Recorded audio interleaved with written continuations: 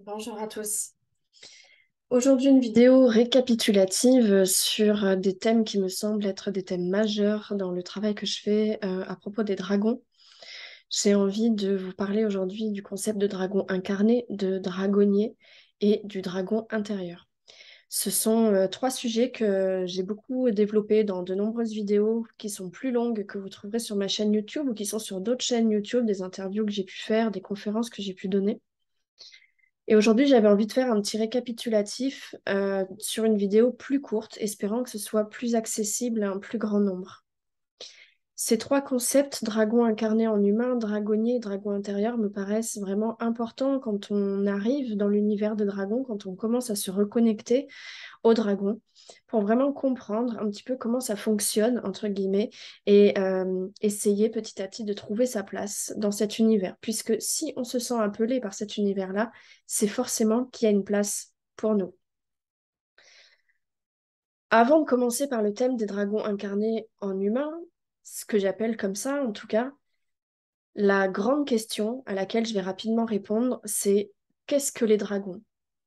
Les dragons, c'est pas seulement ce qu'on lit dans les livres, ce qu'on voit dans les films, ces grands êtres qui ressemblent à des lézards ou à des serpents, etc. C'est pas que ça. Les dragons, ça existe vraiment. Ça existe dans d'autres mondes, dans d'autres dimensions, dans d'autres plans, dans d'autres réalités. Ça n'existe pas dans notre réalité à nous, dans la 3D, sur Terre, dans le royaume des humains, sur Terre en 3D, si on peut appeler ça comme ça. Mais ça existe quasiment partout ailleurs. Pourquoi c'est un sujet qui est vraiment important? Parce que les humains ont une histoire commune avec les dragons qui est extrêmement importante. Et on est de plus en plus à s'en souvenir actuellement. Pourquoi? Parce qu'on est invité à transformer notre monde petit à petit pour essayer de retrouver un monde meilleur. Et les dragons, ce sont des êtres qui sont là pour nous aider à faire de ce monde un monde meilleur. Donc les dragons, ce sont des consciences, ce sont des êtres à part entière qui vivent à plusieurs niveaux, sur plusieurs plans, dans plusieurs dimensions, quels que soient les termes que l'on utilise, ils existent partout, dans l'univers, dans les univers, sur d'autres planètes, dans d'autres dimensions, dans d'autres sphères, etc. Ce sont des consciences qui sont plus élevées que nous, plus conscientes, plus connectées à leur cœur. Elles ont moins de filtres que nous, les humains. Ce ne sont pas des animaux, ce sont des êtres qui sont, comme je viens de le dire, plus évolués d'une certaine manière, même si nous, les humains, ils nous le rappellent très souvent d'ailleurs, les dragons, que nous, les humains, sommes des êtres qui avons oublié notre vrai pouvoir et notre puissance du cœur. Donc les dragons, ce sont vraiment des êtres qui existent. Est-ce qu'ils ont l'apparence qu'on leur connaît, nous, les humains, dans nos livres, dans nos films, etc. Oui, ils l'ont eu, cette apparence.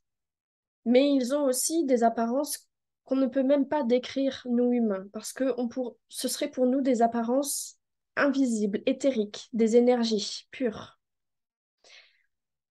Ils peuvent avoir, et certains ont eu, avant de changer de forme, parce que les dragons sont métamorphes, ils peuvent avoir différentes apparences, mais certains ont eu ou ont toujours l'apparence que l'on connaît aujourd'hui, de type dragon asiatique ou type dragon européen, entre guillemets. Des ailes, des pattes ou pas de pattes ou pas d'ailes, peu importe. Mais dans les représentations qu'on connaît largement sur Terre. Donc, nous voici arrivés au premier thème, les dragons incarnés en humains. Alors, c'est le,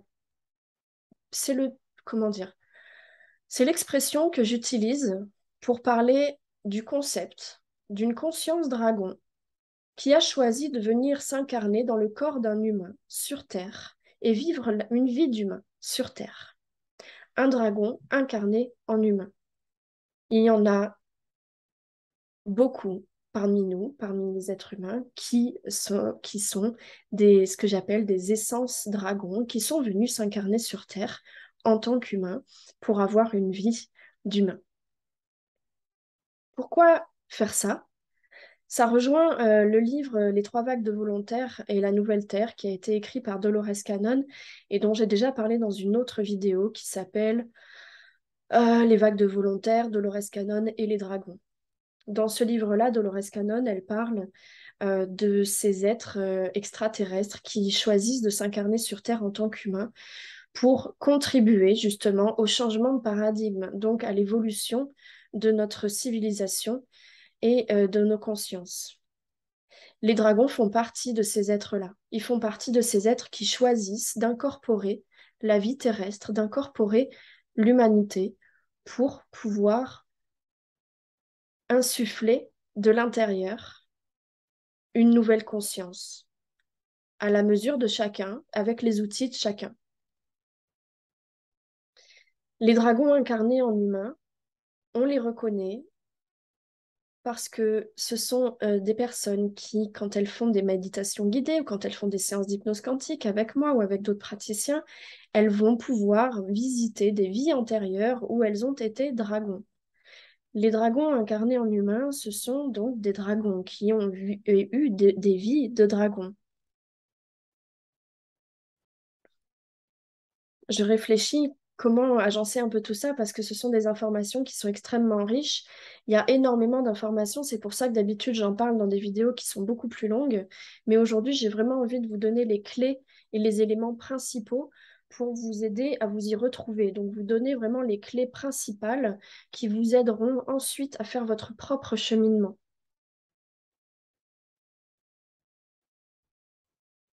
S'il y a quelque chose d'autre, j'y reviendrai après.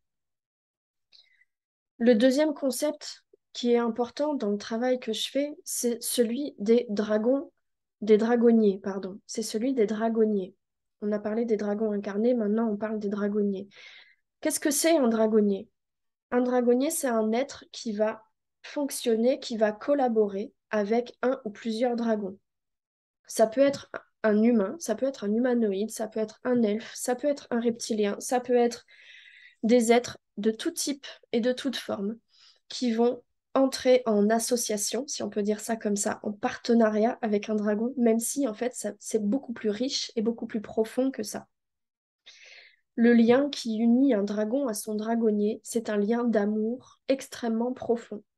C'est un lien d'amour tel que le dragonnier a l'impression d'être son dragon et le dragon a l'impression d'être son dragonnier. C'est plus fort que le lien d'un frère, que le lien d'un parent, que le lien... Certains peuvent parfois ressentir ça comme le lien d'une flamme jumelle, par exemple. Tous les dragons n'ont pas forcément de dragonnier.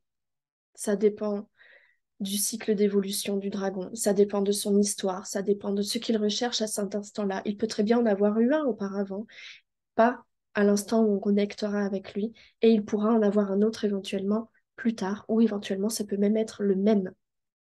Dans tous les cas, le lien d'amour perdurera dans le temps et dans l'espace.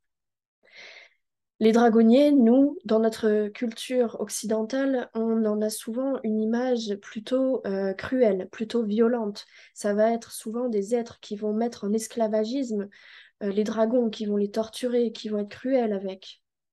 Malheureusement, c'est parfois arrivé. J'en parle dans une vidéo précédente qui s'appelle L'histoire douloureuse des dragons, où je vous raconte justement l'histoire d'un dragon qui a été malheureusement malmené par son dragonnier. Mais ces événements-là sont ponctuels. Ce qui caractérise un dragonnier, sa nature en profondeur dans son cœur, c'est l'amour, c'est la justice et c'est l'amour des dragons. Les dragonniers, ce sont des êtres qui sont là pour faire le lien entre les dragons et leur peuple. Nous, évidemment, les humains, dans notre 3D, dans notre monde actuel, on ne voit pas, on ne les touche pas, ces êtres. Ils ne sont pas dans la même densité que nous. Ça se passe à d'autres niveaux. On peut connecter avec eux à d'autres niveaux, à des niveaux énergétiques, subtils. On arrive petit à petit, en développant ses capacités psychiques, à les ressentir d'une manière ou d'une autre. Et c'est comme ça qu'un dragonnier peut continuer de fonctionner avec un dragon, de continuer à travailler, si on peut dire ça comme ça, avec un dragon. Ce qui veut dire qu'il y a des humains qui vont reconnecter avec leur nature, avec leur essence de dragonnier, comme il y a des humains qui vont reconnecter avec leur essence de dragon. Et quand ces humains reconnectent avec leur essence de dragonnier, en général, ça veut dire qu'ils reconnectent avec l'un des dragons qui les accompagne et ce sont de magnifiques moments de retrouvailles, d'amour, de très grandes émotions et de très grands soins aussi. C'est vraiment un moment important. On n'en a pas idée parce qu'on se dit mais ça ne nous touche pas dans notre vie de tous les jours, dans notre corps physique, mais en fait c'est vachement important.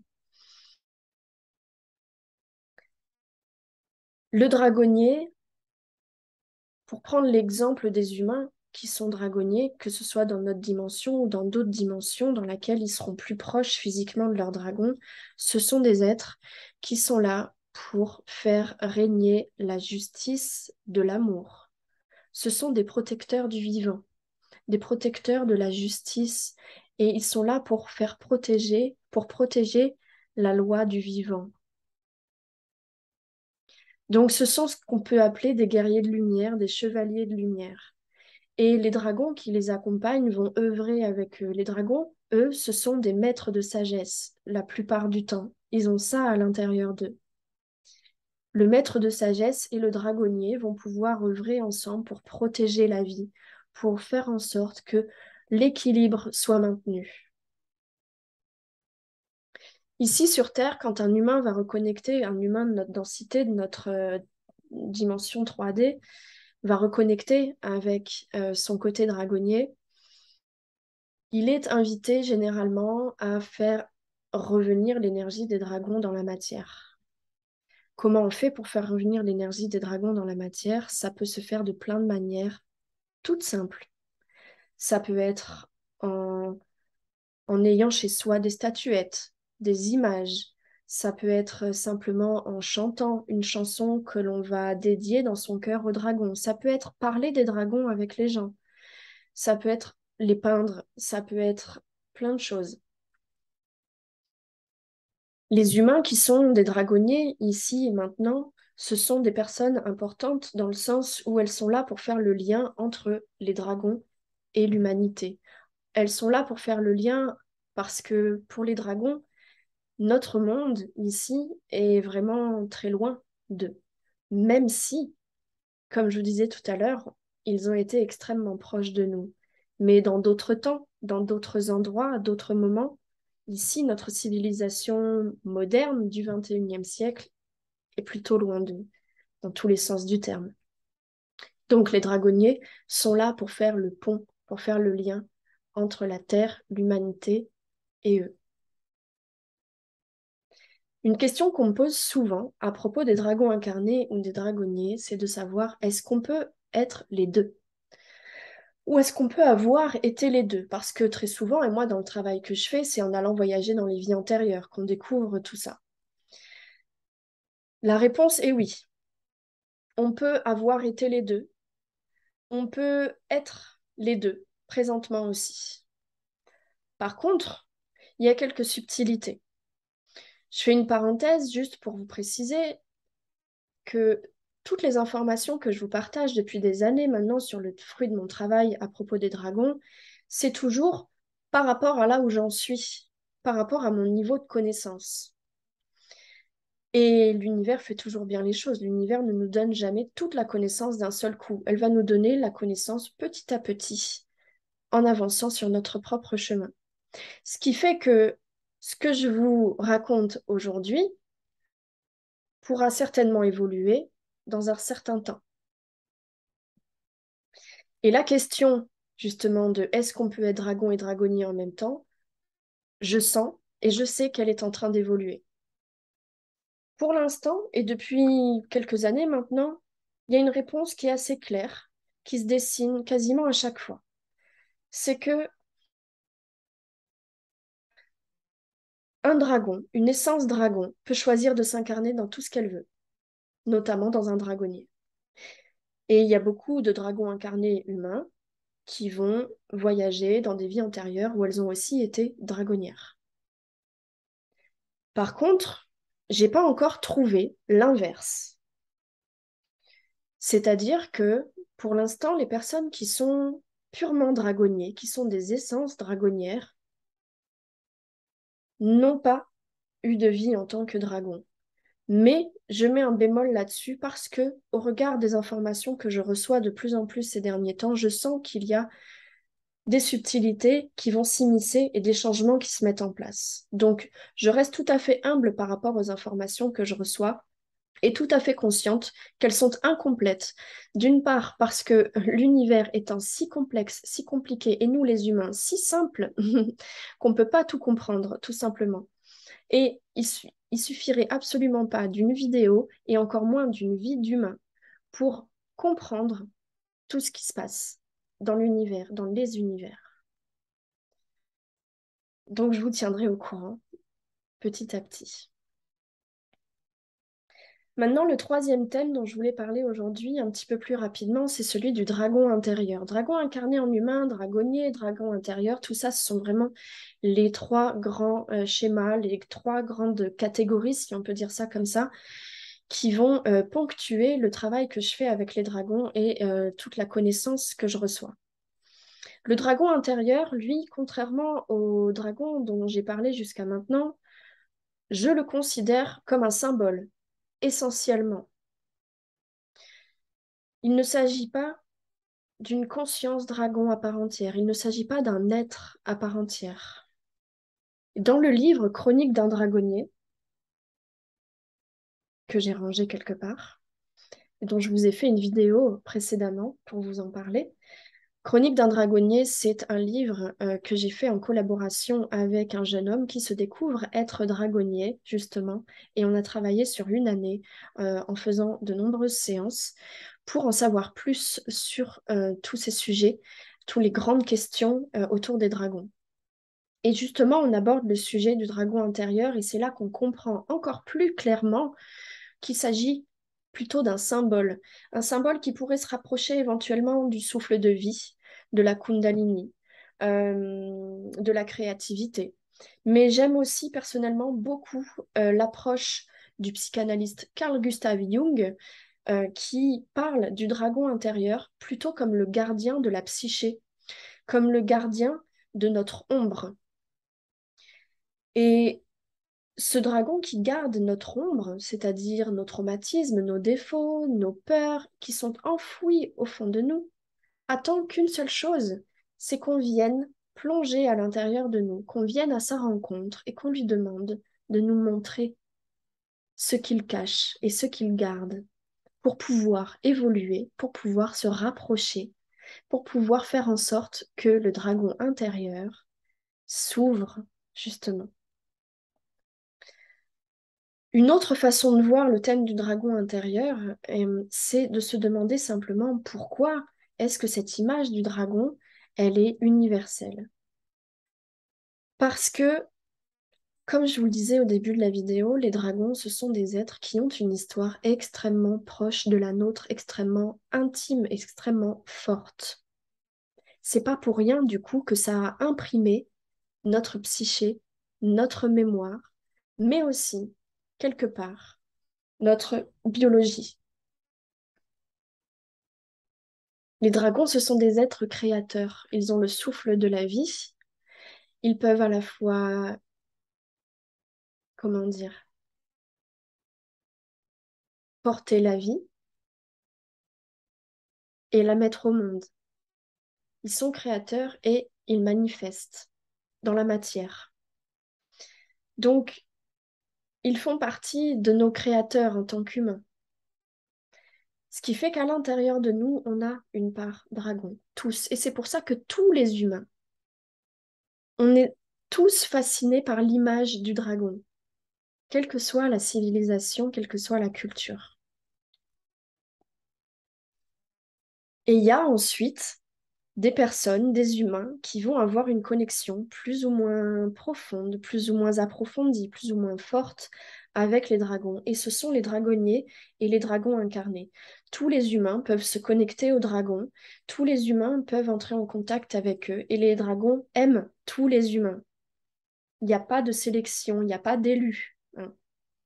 Les dragons, ce sont des êtres qui sont là pour l'équilibre et la justice. Donc, il n'y a pas besoin de se dire, moi, je suis un dragonnier, je suis meilleur que les autres. Ça ne veut rien dire. Mais les dragonniers et les dragons incarnés, il se trouve que ce sont des êtres qui ont une connexion particulièrement forte avec les dragons par cette histoire qu'ils portent en eux.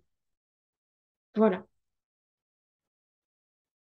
Évidemment, cette vidéo ne peut pas couvrir tous les sujets, toutes les questions, mais vous pouvez parcourir toutes les autres vidéos que j'ai pu faire, les conférences, les interviews, le livre Chronique d'un dragonnier, le groupe Facebook Contact avec les dragons. Et puis, je vous invite à me rejoindre sur la plateforme Patreon où tous les mois, depuis 2 ans, je vous propose des conférences pour parler de tous les sujets qui concernent les dragons, et même plus que ça, des ateliers, des méditations guidées, des soins et des échanges exclusifs sur la plateforme Discord. Merci beaucoup à tous pour votre écoute, pour votre soutien et à très bientôt.